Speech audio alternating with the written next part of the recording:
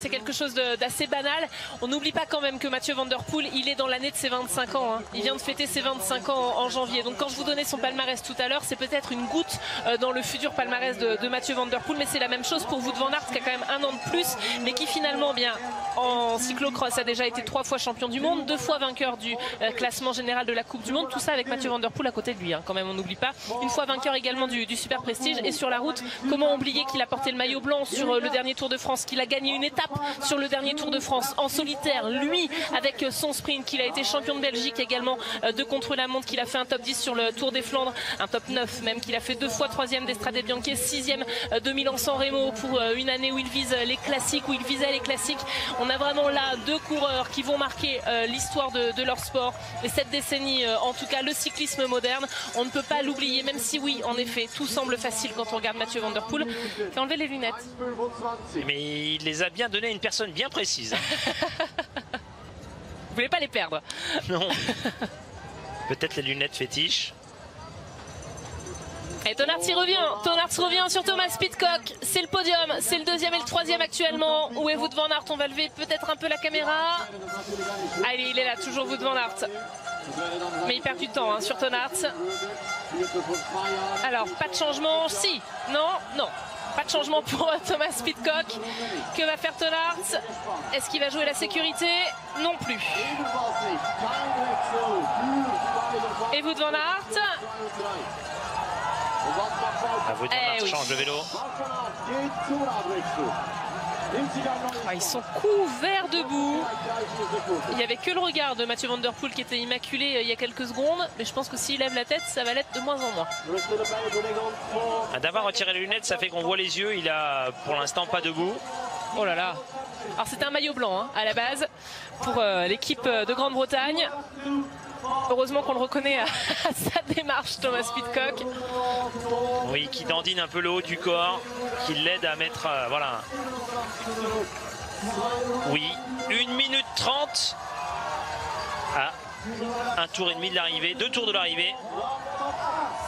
Les écarts sont importants. Ouais, c'est même monstrueux hein, déjà. Et je vous propose d'écouter quelqu'un qui a encore un rayonnement sur la route, mais également en cyclocross et qui me parlait début janvier justement de Mathieu Van Der Poel. C'est Zdeněk Štýbar, peut-être pour comprendre également hein, ce que Mathieu Van Der Poel est en train de faire dans le monde du cyclisme. On l'avait rencontré à Calpe début janvier. Je pense que ce qu'il fait c'est vraiment exceptionnel. Pouvoir faire le cyclocross, le vélo, la route. Et surtout il est à un niveau incroyable au niveau mondial. Et il a presque été, il aurait pu être champion du monde sur la route. Et il peut l'être aussi en VTT. Il peut faire le triplé. Et en tout cas, je pense qu'il avait vraiment la force pour pouvoir le faire. Et voilà, c'est quelque chose que moi je n'avais jamais vu et je pense qu'on n'avait jamais vu. C'est quand même Štýbar hein, qui dit ça. Zdeněk Štýbar, 3 fois champion du monde de la discipline, qui adore encore le cyclocross, qui aimerait pouvoir revenir plus hein, que. Alors je sais pas s'il aimerait pouvoir revenir plus, mais en tout cas il revient au moins sur 1 ou 2 manches de Coupe du Monde tous les ans. L'hiver il fait quelques cyclocross. C'est quand même important ce qu'il dit Štýbar là, non? Ah, c'est pas n'importe quoi. Dans tous les cas, Štýbar aime le cyclocross. Il en a encore fait 5 ou 6 cet hiver.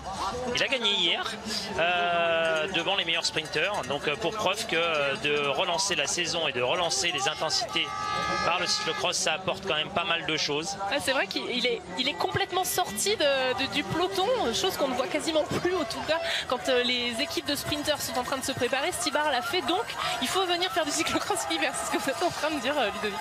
Oui, dans tous les cas, moi je souhaite qu'il y ait encore de plus en plus de monde, mais qu'effectivement que tous les athlètes jouent le jeu aussi et qu'ils ne viennent pas faire que 5 ou 6 courses. Il faut faire la saison complète et ça ne dérange à rien. Mathieu Van Der Poel le montre tellement bien à chaque course que c'est pas parce qu'on aura fait 20 cyclocross dans l'hiver qu'on sera cramé l'été. Oh là là, Thomas Pidcock qui a failli glisser. Tonnards bien lancé. Alors on est toujours dans l'avant-dernier tour, mais là les choses vont se corser parce que c'est le podium qu'on va jouer. Et plus que ça, ce sont les places sur le podium, l'ordre sur le podium qui va compter. Attention à cet homme hein, qui est en 4e position, qui est montré par de nombreuses fois sur le podium et notamment 3 fois champion du monde. Là il est au pied du podium, il va tout tenter pour ne pas l'être et revenir sur le podium. Oui, il y a 6-7 secondes.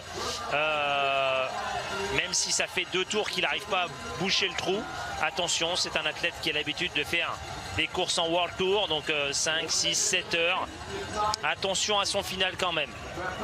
Et puis voilà, alors ça c'est le palmarès des hommes justement de cette course. Il n'y a pas eu d'autres titres disputés entre les deux. Ça veut dire que pour l'instant Van Aert est en tête, hein, si on fait un comparatif entre Van Aert et Van der Poel sur la compétition qui compte le plus, hein, d'ailleurs à ce moment-là. Van Aert en a eu 3, double changement de vélo et là il faut que ça se passe bien.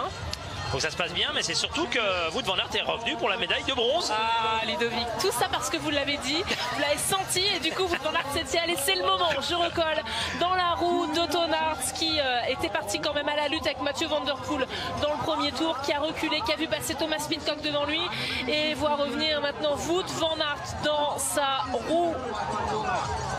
Ah, Wout van Aert, mais c'est incroyable ce qu'il est en train de faire sur ce mois de janvier, incroyable. Là aussi, on a un mental hors norme du côté du champion belge. Bon, après, si je dois être honnête, j'ai eu l'impression que Toon Aert avait eu un problème mécanique. Il roulait plus très vite depuis un petit moment, donc on va voir s'il arrive à relâcher Wout van Aert assez rapidement. Mais ce qui a permis à Thomas Pidcock d'assurer quasiment sa 2e place. On se rappelle de sa chute impressionnante sur le Tour de l'Avenir, le visage en sang. Thomas Pidcock, c'était sur route il y a quelques mois maintenant, puisque c'était à la fin de l'été. Allez, Wout van Aert, hop, de façon précautionneuse, qui passe 7 buts toujours dans la roue, en tout cas, de Toon Aert. Et Lorenz Weck 5e pour l'instant, Van Toerenhout 6e, Van Kessel 7e, Elise Herbit 8e seulement. Elise Herbit qui a démarré la saison aux États-Unis comme Toon Aert, mais de manière eh bien sensationnelle, très fort justement. Et depuis le mois de novembre, en fait, Elise Herbit, il signe, c'est simple, des va-et-vient. C'est-à-dire qu'on sent que ça va, puis ça va pas. On sent que ça va, puis ça va pas. Depuis le 1er novembre, il n'a gagné qu'une fois, alors qu'il a gagné 8 fois cette saison. Ça montre bien qu'il y a eu 2 morceaux pour lui. Peut-être que l'année prochaine, il va changer cet ordre-là pour espérer aller chercher le maillot arc-en-ciel. Après, Elise Herbit est nettement plus fort sur les circuits secs. Là on arrive en fin de saison et on peut voir aujourd'hui, je pense que si la course on la remet hier par rapport à Elise Herbit, c'est pas tout à fait la même course. Oui, il n'a pas dû être content d'entendre la pluie tomber à l'inverse de Marion Norbert-Ribeyrolles. Hein. Marion, ouais, limite elle était en train de danser dans sa chambre quand Elie lui se disait ah non non non non non. Alors Thomas Pidcock, il le voit que les 2 Belges sont roue dans roue derrière. On va attendre un tour, mais peut-être qu'on va commenter un sprint entre Toon Aert et Wout van Aert. Et Toon Aert va se dire, oups, Wout van Aert a quand même gagné une étape du Tour de France de cette manière-là. Pas oui, après 1 heure de cyclocross. Pas après 1 heure de cyclocross. Il y a une passerelle juste avant le sprint. Mais on a pu voir hier qu'au sprint, au niveau du championnat du monde féminin, que Céline Carmen Alvarado, qui n'était pas la favorite au sprint, a quand même remporté ce titre et de très belle manière au sprint. En tout cas, sachez que si on fait le compte de ce qui s'est passé depuis le début des championnats du monde, évidemment les Pays-Bas sont la nation phare, puisque Shirin van Androoy s'est imposée chez les juniors femmes, que Ryan Kamp s'est imposé chez les espoirs hommes, que Céline Alvarado s'est imposée chez les seniors femmes. Mathieu Van Der Poel est peut-être en train d'aller chercher le titre mondial actuellement. On attend quand même encore un tour et demi. Mais il y a eu Thibaut Nice ce matin qui a gagné chez les juniors hommes. Oui, Thibaut Nice, le fils du grand Sven Nice, qui s'est imposé. Il avait gagné quasiment toutes les manches de Coupe du Monde sauf une. Et là, il s'est imposé. Donc ça veut dire un Belge qui a déjoué les Néerlandais cette fois. Il n'y avait même pas un Néerlandais d'ailleurs sur ce podium. Et puis Marion Norbert-Ribeyrolles, donc la Française, championne du monde espoir, elle aussi, après avoir été championne de France élite.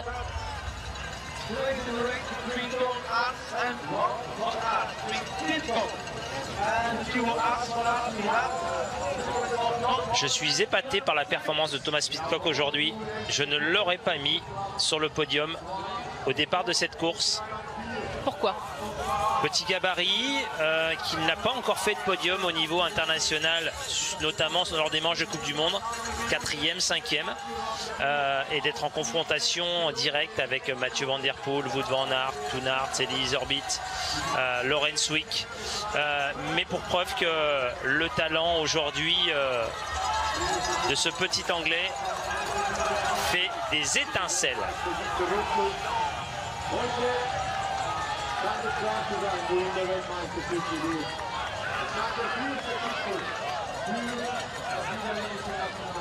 Très joli passage à ce changement de vélo où le mécano accompagne à la vitesse souhaitée de Mathieu Van Der Poel, qui lui permet d'avoir aucun choc au niveau du haut du corps quand il rattrape son vélo tout propre. Il faut être à la perfection à tous les niveaux, hein, tout simplement, pour avoir le niveau de Mathieu Van Der Poel. Allez, la ligne, et Mathieu Van Der Poel qui doit penser à énormément de choses actuellement, à ce qui s'est passé sur cette ligne. C'était pas à Dubendorf, mais l'année dernière, quand il est arrivé, qu'il a levé son vélo avec énormément de larmes, énormément de rage également, lui qui avait vu Wout van Aert s'imposer 3 fois sur le mondial les années précédentes. Et là, c'est le dernier tour avec énormément d'avance qu'il est en train d'entamer. Wout van Aert a lâché prise. Oui, c'est ce que je craignais tout à l'heure. J'ai vraiment eu l'impression que Toon Aert a eu un problème au niveau du vélo et il a dû ralentir au niveau de sa vitesse. Mais là, il est reparti sur une fin de course très rapide. Ce qui a été fatal à Wout van Aert, qui est certainement en manque de compétition. Donc en manque de préparation. Et Toon Aert c'est peut-être en train de revenir petit à petit quand même sur Thomas Pidcock. La vue est certainement trompeuse, mais c'est vrai qu'on a l'impression que Toon Aert est en train de revenir, en sachant qu'il reste un petit 10 minutes. Et Pidcock va changer de vélo. Ah non, non, non, il est vraiment en train de revenir, hein. Il est vraiment pas loin. Et que va faire Toon Aert? Ah, il change pas de vélo. Il change pas de vélo, donc là il va gagner quelques secondes. Ah, puis il appuie parce qu'il le sait, le Britannique est là. Allez, c'est la médaille d'argent, c'est la médaille d'argent peut-être, soit pour Pidcock, soit pour Toon Aert. Et Mathieu Van Der Poel qui gère, on voit plus son regard, c'est fini, il lève plus trop la tête. Il est concentré. Mais quel écart de fait! Ça fait très longtemps qu'on n'a pas vu des écarts aussi importants.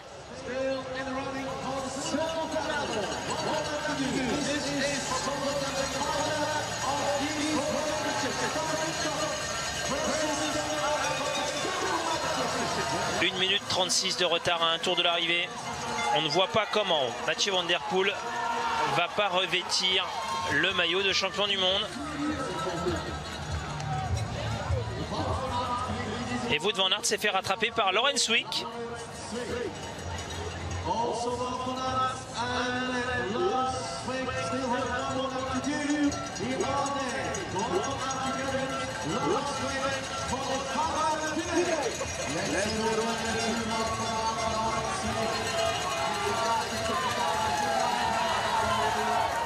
Mathieu Van Der Poel dans le dernier tour des championnats du monde. Tout le monde l'acclame. Donc les places sur le podium pour l'instant sont bien établies. Juste une interrogation sur la médaille d'argent. Thomas Pidcock a un petit peu d'avance sur Toon Aert, le vainqueur sortant de la Coupe du Monde. Le voici. Au niveau du visage, j'ai vraiment l'impression que l'Anglais me paraît plus frais. Toon Aert a tout tenté, il y a un demi-tour pour rentrer, il n'a pas réussi, il est revenu très très proche.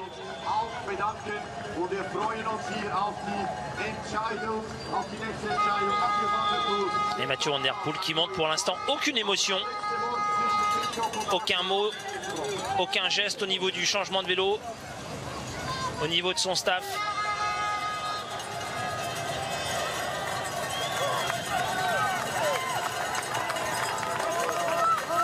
7 secondes d'écart. 7 secondes d'écart entre Thomas Pidcock et Toon Aert.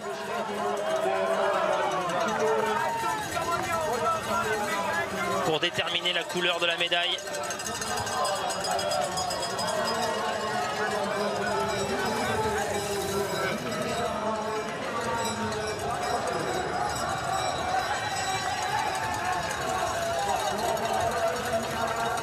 Thomas Pidcock est en train de faire un très beau final, de tenir en respect le Belge Toon Aerts. Ouais, on peut le voir, hein, Toon Aerts à la tête baissée, à l'inverse d'un Thomas Pidcock. Oh là, il glisse un peu Mathieu Van Der Poel. Oh, il a du mal à la monter là. Allez, mais regardez, hop, sérénité. Ah, il a un matelas d'une minute d'avance. Ouais, 1,40 même. J'étais en train de regarder Ludovic, mais depuis 2014, hein, il n'y a que les Pays-Bas et la Belgique qui sont montés sur le podium des championnats du monde élite. Hein. C'est possible. C'est les deux fortes nations qui sont au départ. Et j'ai l'impression qu'en termes de Britanniques montés sur le podium chez les élites, on va peut-être assister à quelque chose de grand. De grand, de très grand. Parce que c'est même pas... Là, il est parti pour être vice-champion du monde. Et derrière, pas n'importe qui, hein, derrière Mathieu Van Der Poel. Je vous dis, c'est un mini coup de tonnerre quand même, hein, ce qu'est en train de faire Thomas Pidcock.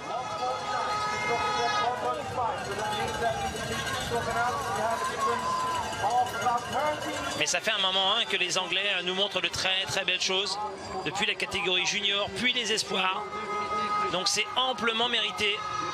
La fédération met en place quelque chose pour venir contrecarrer les Néerlandais et les Belges.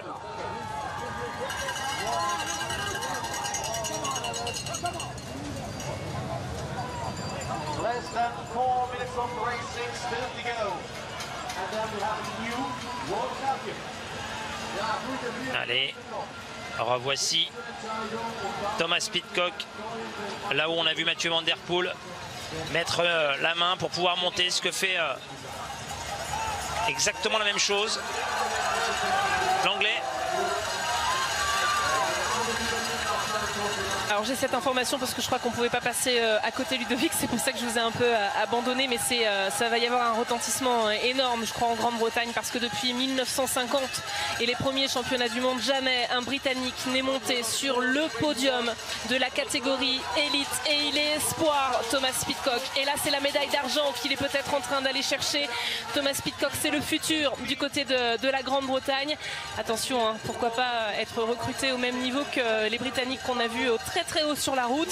Je m'emballe peut-être, mais en tout cas ça fait un moment qu'on le pense, et aller faire un podium, une médaille d'argent sur un tel championnat, et surtout devancer des coureurs qui ont remporté le classement général de la Coupe du Monde, c'est pas rien, c'est vraiment pas rien. Et lui non plus, ce qu'il est en train de faire, c'est pas rien, et il gère l'ornière, hop, et il descend et il remonte. C'est un acrobate, Mathieu Van Der Poel, il est sur un fil tout le temps, mais ça casse rarement. Il est extrêmement fort, le Néerlandais. Mais quelle aisance! Là où beaucoup d'athlètes auraient tombé en faisant un déséquilibre dans l'ornière, lui il arrive à se mettre à côté du vélo, le poser le pied, de repartir comme si de rien n'était. C'est un virtuose.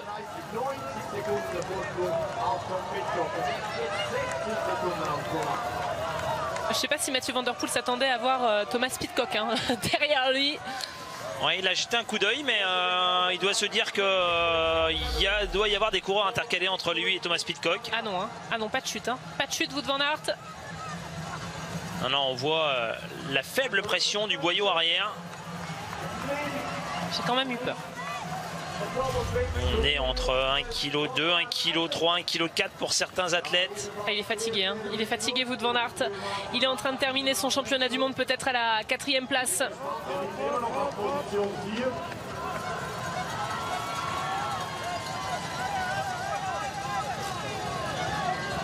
Et Toon Aerts qui, je pense, a compris qu'il allait monter sur le podium, mais pas forcément à la place qu'il espérait.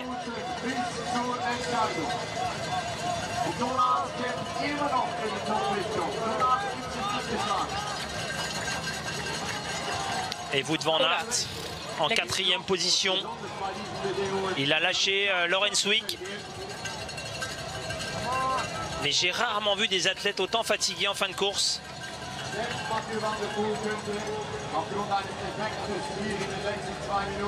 Que c'est dur. Wout van Aert qui est monté sur le podium des championnats du monde tous les ans entre 2015 et 2019, et qui là va certainement échouer en bas. Oh là là, oh là là. J'ai vraiment peur. On a l'impression que tout est figé, mais il peut se passer n'importe quoi. Ça reste du cyclocross, on est dans ce dernier tour. Et cet homme-là est en train de le faire à nouveau. Allez, hop. Et Thomas Pidcock. Ouais, qui roule encore très vite. Hein. Je vois pas comment il peut perdre cette médaille d'argent.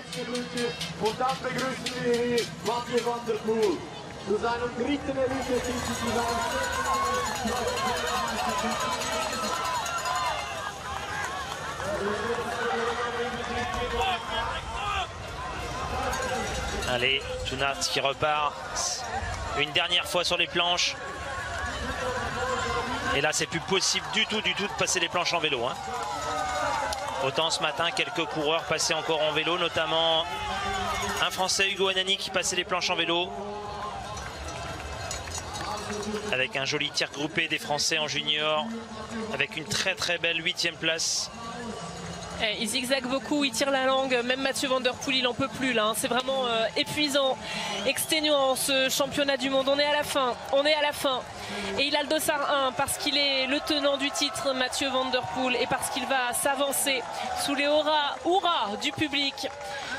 Ça y est, il y arrive petit à petit, la passerelle, il la monte, il savoure la ligne d'arrivée. Que va-t-il faire dans cette année chargée en émotions pour lui, bien sûr, qui a perdu son grand-père et qui a vu énormément de changements et qui s'avance vers la route avec l'espoir de faire une énorme saison sur les classiques. Il est en train de faire trembler tout le monde du cyclisme et il est 3 fois champion du monde de cyclocross. Ça y est, à 25 ans, victoire de Mathieu Van Der Poel qui répète. presque sans geste. Il m'a eu, il a salué. Et on n'oublie pas le vélo, hein. C'est quand même grâce au vélo qu'on est champion du monde. Parce que sans vélo, il faudrait courir tout le temps à pied, ça serait compliqué. Mathieu Van Der Poel, titré donc. Ludovic, on va faire la même ovation à un coureur qui n'est pas champion du monde cette fois, qui va mettre encore 1 minute à arriver. Donc je vous laisse parler pendant 1 minute et après je continue. Il est là. Il est congratulé par tout son staff, notamment son directeur sportif Christophe Rudolph.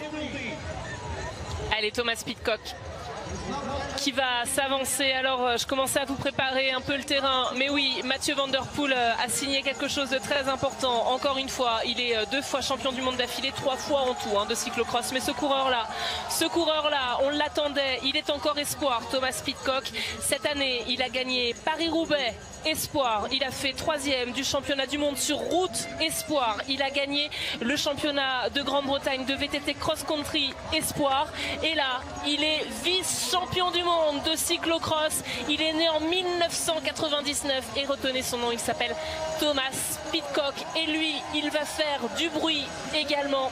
C'est un phénomène, c'est déjà une personnalité dans le monde du cyclisme, et il est 2e. Il va monter tout à l'heure à côté de Van Der Poel et surtout devant le vainqueur de la Coupe du monde de cyclocross, Toonart, qui aura résisté à Wout van Aert derrière.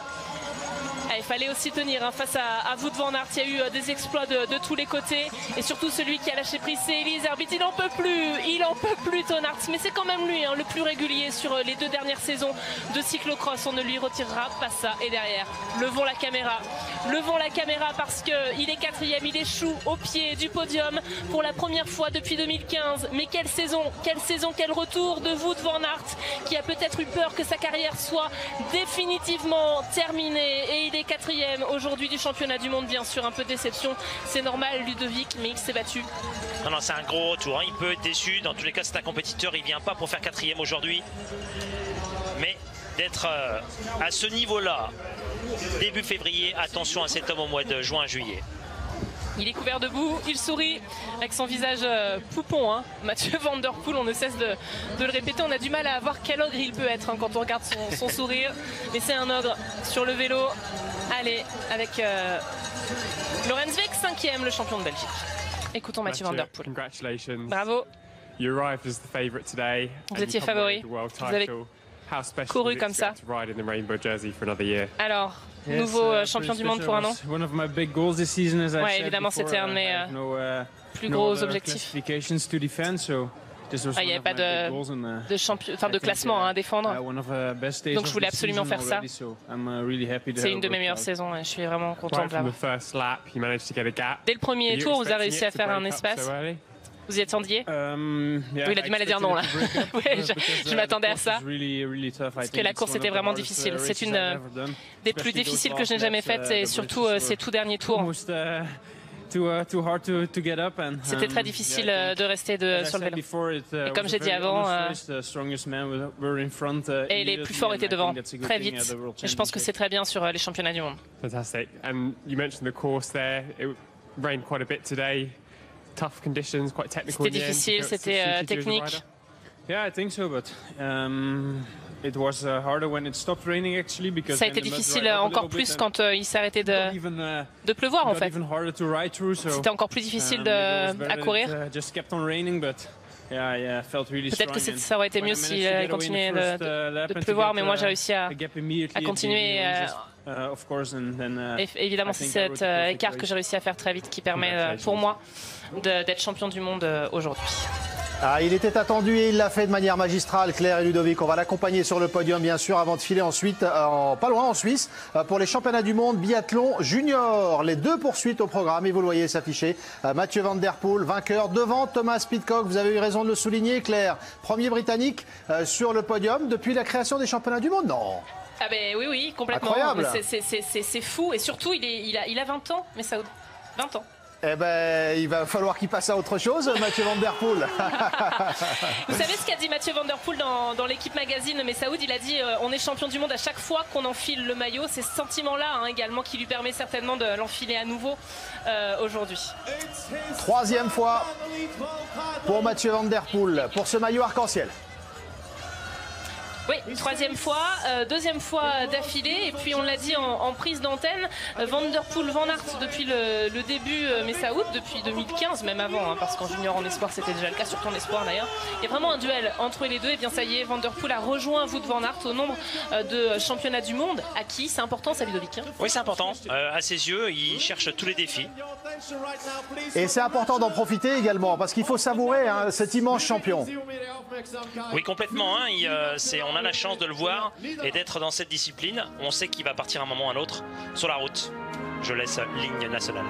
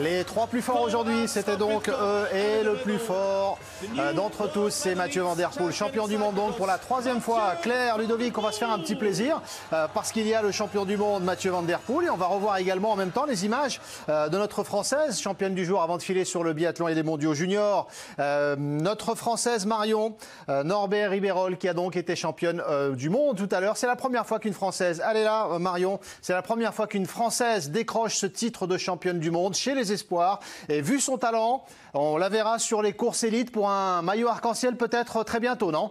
Oui, moi je pense qu'elle va faire le choix dès l'an prochain. Elle avait un tout petit peu hésité à prénommer, mais je pense qu'après son titre de championne du monde espoir cette année, l'an prochain on la verra directement en élite.